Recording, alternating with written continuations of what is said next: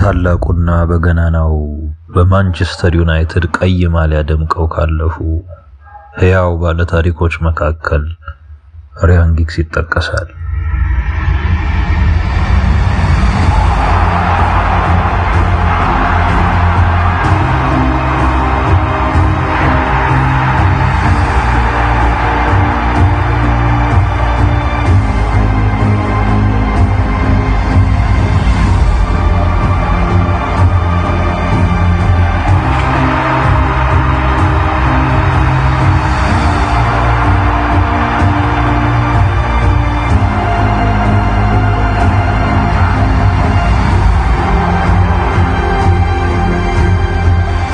ይህ ዌልሳዊ የግራ ክንፍ ተጫዋች ለማንቸስተር ዩናይትድ በ24 ዓመት ቆይታ ውስጥ 963 ጨዋታዎችን በማድረግ የሁል ጊዜም የክብረ ወሰንን ይዟል።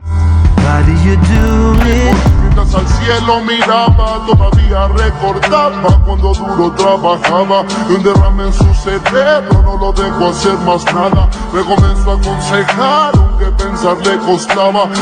ያ በሜዳ ላይ እንደ ቅዱስ የሚታየው ስሙ በክብር የናኘው ራያን ጊግስ ትልቅነቱን ትልቅ ነጥብ ያሳጣ፣ ቤተሰቡን የበተነበት፣ የገዛ ወንድሙን ሕይወት ያጨለመበት አንድ ክፉ ምስጢር ደብቆ ነበር። በጎርጎሮሳውያኑ 2011 ዓመተ ምህረት መላውን ዓለም በድንጋጤ የዋጠ አንድ ዜና ተሰማ።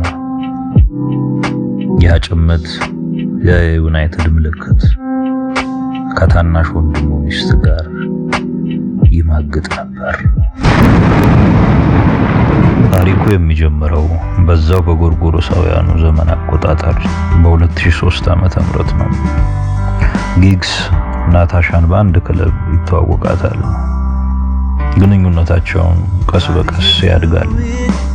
በተመሳሳይ ጊዜ ናታሻ ከራያን ወንድም ከሮድሪ ጋር የፍቅር ግንኙነት ትጀምራለች።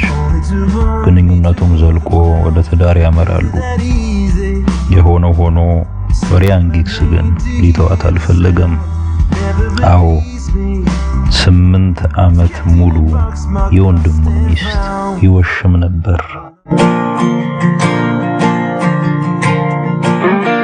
Met in hotels. I worked as an estate agent, so I had access to properties. It would meet in various properties, different types. ይህ ጉድ ሲታወቅ የጊግስ ቤተሰብ ተበጠበጠ። አባትየው ዳኒ ዊልሰን ልጄ ነው ብዬ ለመጥራት ያሳፍረኛል አለ። ያን የእግር ኳስ ገናና ተጠየፈው። ያ እንደ አምላክ ያየው የነበረው ሮድሪ ጊግስም ምሬቱን እንዲህ በማለት ገለጸ። ራያን ተሰጥኦ ያለው ተጫዋች ሊሆን ይችላል፣ ነገር ግን እንደ ሰው እንደ ወንድም ከምንም በታች ነው በማለት ምሬቱን ለዓለም ገለጸ። ግንኙነታቸውም ከዛ ጊዜ ጀምሮ እንደተቋረጠ ዘልቋል። ዛሬ ላይ ስለ ራያን ጊግስ ሲነሳ ታላቅ ተጫዋችነቱ ብቻ አይደለም የሚታወሰው፣ ያ በእናቱ ልጅ በገዛ ወንድሙ ላይ የፈጸመው ክህደትም አብሮ ይነሳል። ያ የሜዳ ላይ አንበሳ በሰው ጓዳ ውስጥ ተኩላ ሆኖ የተገኘው ራያን